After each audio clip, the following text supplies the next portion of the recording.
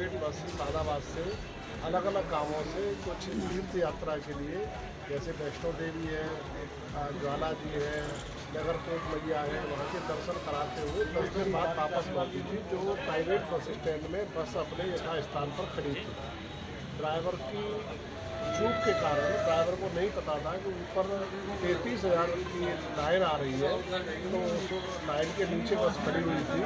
तो कुछ लोग अपना सामान उतारने के लिए, जो तीर्थ यात्री थे, उस सामान को उतारने के लिए बस के ऊपर चढ़े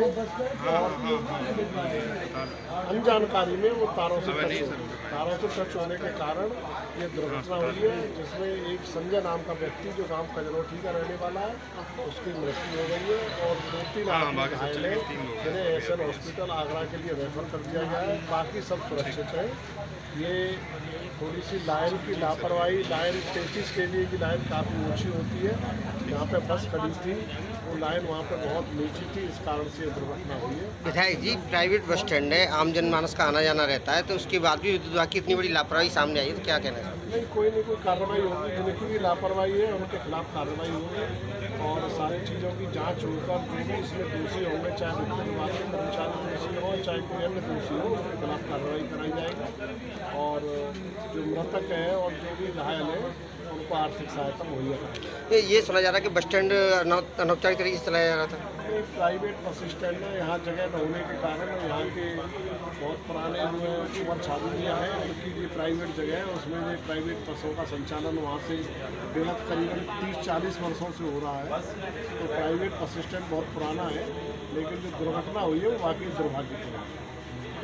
द्वार से आ रही थी और अमूमन यहाँ पे सादाबाद के पास ही मथुरा बस अड्डा है, यहाँ पे आके जैसे ही पार्क किया तो सब यात्रियों ने अपना अपना सामान उतारना शुरू किया। कुछ यात्रियों के सामान बस की छत पे रखे हुए थे, उसमें से एक यात्री जैसे ही वो ऊपर गए तो जो तार 33,000 की ऊपर से जा रही थी, वो उनका सामान उसमें से टच हुआ या कुछ हाथ टच हुआ जो भी,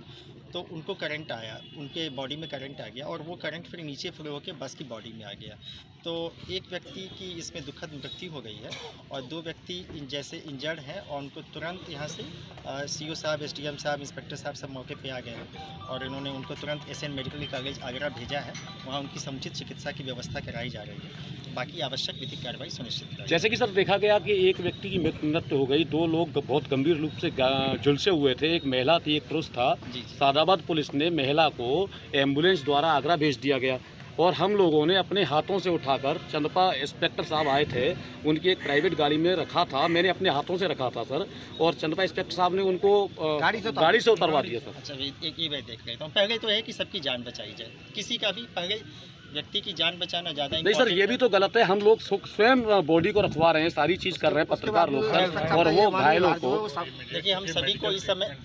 चूँकि मेडिकल ट्रीटमेंट देना होगा, तो एम्बुलेंस में चूँकि होता है ना कि एक जो एम्बुलेंस आपको पता एलएस होती है, उसमें लाइफ सपोर्ट सिस्टम जिसको हम कहते हैं, तो उसमें यदि आप नहीं भेजेंगे तो फिर वो हमारी गाड़ी में तो बहुत सिस्टम नहीं होता। फिर भी आपने जो कहा है मैं उसका संज्ञान लूँगा। सबसे पहले समाज का ये दायित्व है, हम सभी समाज के अंग हैं कि हम लोग सब मिलकर काम